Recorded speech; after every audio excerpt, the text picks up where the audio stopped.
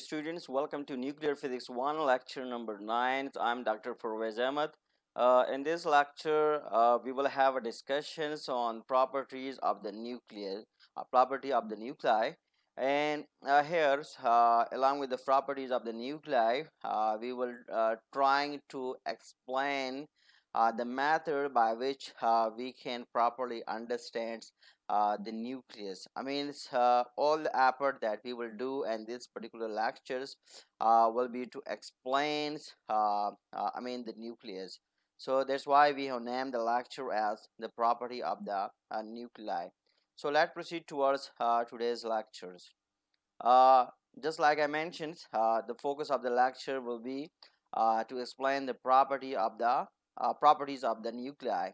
So you know that like the radius of an atom, the radius of a nucleus is not precisely defined.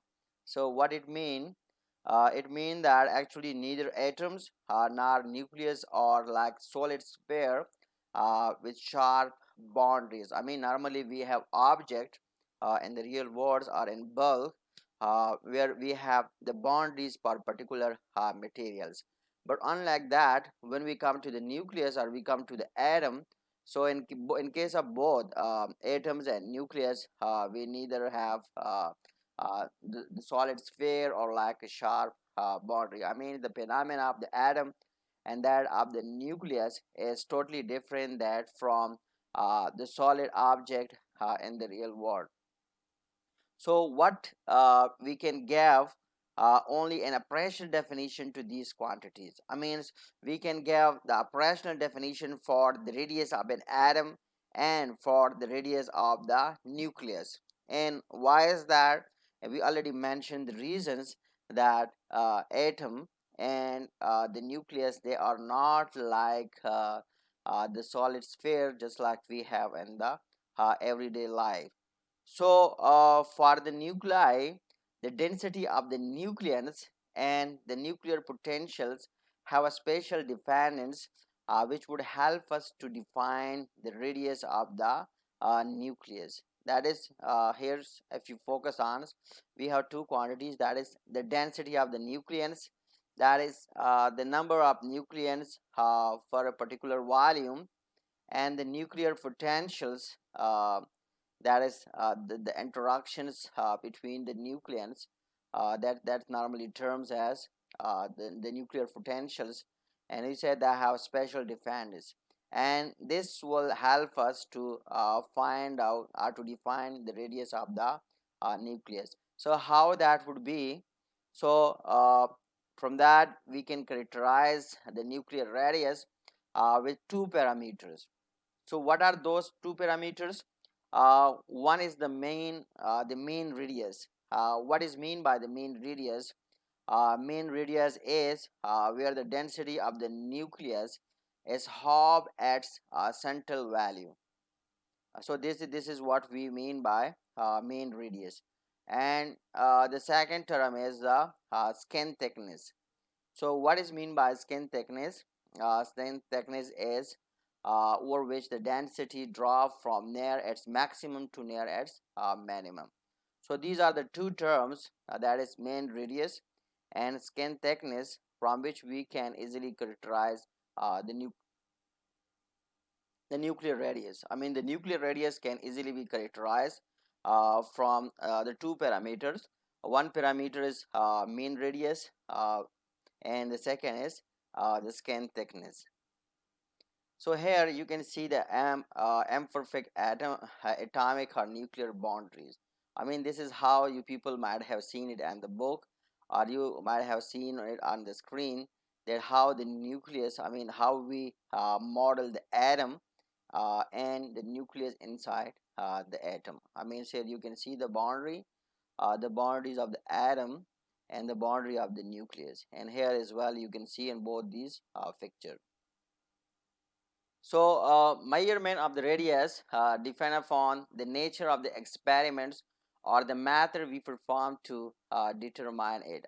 These are the factor on which we can say that the measurement of the radius depend upon. So when we use high energy electron scatterings, meonic X-rays, optical and X-ray isotope shafts, or mirror nuclei, so we actually use the Coulomb interactions of the charged particles with the nucleus. I mean, here you should remember, I mean, the first point where we are saying that if we are interesting, we are trying to do the measurement of the radius, so we should keep in mind that this particular thing, that is the measurement of the radius, it depends upon the nature of the experiments or the method we perform to determine it. So for that purpose, if you use, for determining the radius of the nucleus, so if we want to do that with the high energy electron scattering, meonic X-rays, optical and X-ray isotope shapes or mirror nuclei, so if we are trying to do that with all these particles, so here we should remember, the characteristic of these particles, that is the characteristic of these particle, that is the charge of this particle and also the charge of the nuclei, the charge of the nucleus.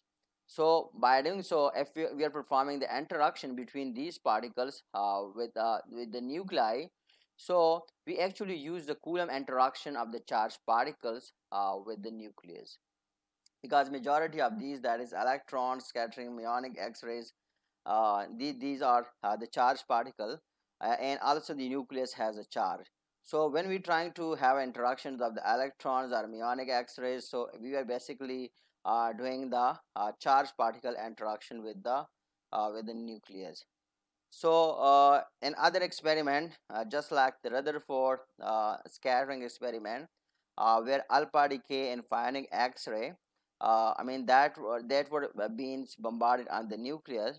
So if we perform that sort of the experiment like Rutherford scattering, that is alpha decay and ionic X-rays, so we have to make use of the strong nuclear interactions of the nuclear particles, and we would determine the distribution of the nucleus, the nucleons, called the distributions of the nuclear matters. This is the case if we're trying to do the thing exactly like what has been done by Rutherford uh, and his famous Rutherford scattering experiment. So, these are the necessities for the Rutherford like experiment. And here we have mentions that what actually we have to do. We would determine the distributions of the nucleons, called the distributions of the nuclear matter. That experiment will be exactly like the one that has been performed by Rutherford for the first time. Therefore, the experiment would determine the distribution of the nuclear charge and hence the nuclear radius. If we perform the experiment like done by the Rutherford, so that sort of the experiment would determine the distribution of the nuclear charge and hence the nuclear radius. Majority of these things that has already been defined in the Rutherford experiment. So if you want to redefine, if you want to recalculate that, so we have to defeat that experiment in our own manner. So from that we will get informations about the nuclear size and also about the nuclear charge. For determining the size and shape of subatomic object, the simplest way is to study the scatter radiations from the object. Uh, if we have a subatomic particles and we are interesting to study the size or the shape of that particular subatomic particle or subatomic object, so the most simplest way is to we have a particular kind of radiations, and we scatter that radiation from that particular object or subatomic particle. This is the most simple way for studying the size and shape of the subatomic particle. But for that, the most important thing is you have to check the object and its detail. You have a subatomic particles or you have a subatomic object, and we say that if you are interested to measure the size or want to study the size and shape of that subatomic object. So it is means we have very simple way or very easy technique for that, and the technique is of scatter radiation from the object.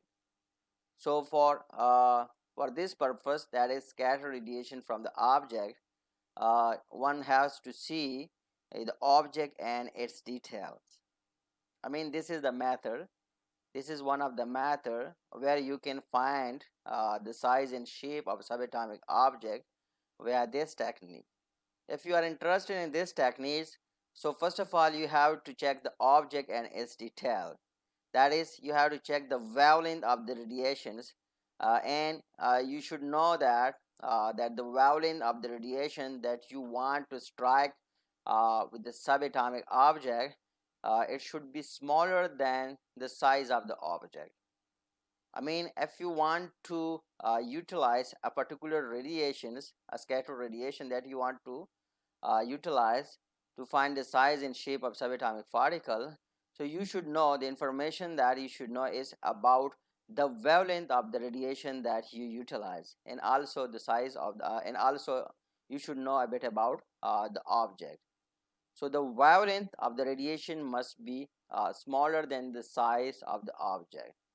And here we have the reasons that why we should have the why should we should have the wavelength smaller than the size of the object.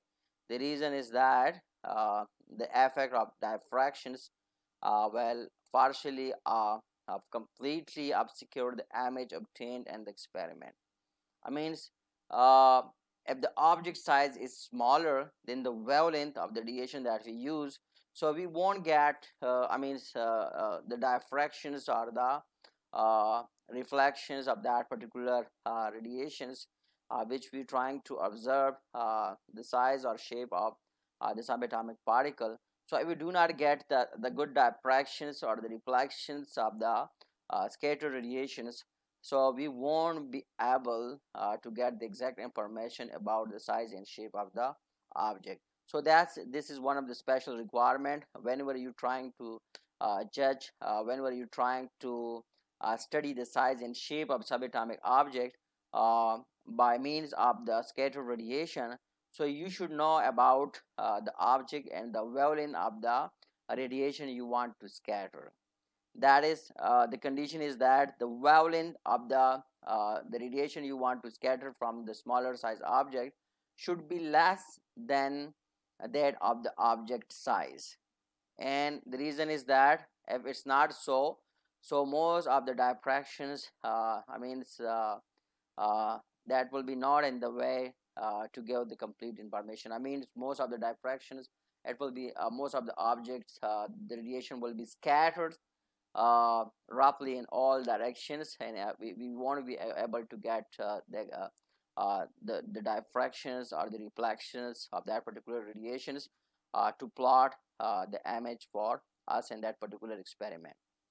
So here is an example. To study a nucleus of size 10 femtometers, we require particles with a de Broglie wavelength less than 10 femtometers, and that corresponds to the momentum greater than 100 mega electron volt per C. It's a good example of that particular situations where we say that the wavelength of the radiation must be smaller than the size of the object. So here is the example. That is, if we have a nucleus of a size 10 femtometers and we want to study that, so for that we require particles which should have the Broglie wavelength less than 10 femtometers. And if we have such a particles with less than 10 femtometer de Broglie wavelength, so it corresponds to the momentum greater than 100 mega electron volt or C. So electron scattering is very suitable for the radius determinations, and the reason for that is that the electrons are least affected by the strong nuclear force, because you know that Unlike the baryons, electrons, they are lying in the category of the particles which is called leptons. So leptons, they are those particles which do not experience the strong nuclear force.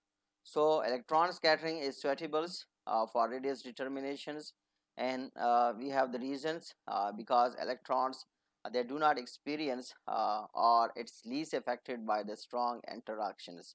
So when we use electrons, we should have energy in the range of 100 mega electron volt to 1 giga electron volt for scatterings, and the elastically scattering electrons from a suitable nuclear target can be analyzed using a spectrometer. I mean, we have the electrons. Here we have mentioned the requirement for the electrons to be used for the study of the nucleus. So the first requirement is that of the energy, that is, electrons should have energy in this particular range, and then once the electron is being elastically scattered from a suitable nuclear target, so then we have a spectrometers. And the spectrometers, it can be used to analyze the elastically scattered electrons after interaction with the nucleus. So that's all we have for this lecture. Thanks for watching. See you in next lecture. That will be lecture number 10. Stay tuned with that lectures, because in that lectures we will have discussions on nuclear masses and size. So stay tuned. Till then, bye bye.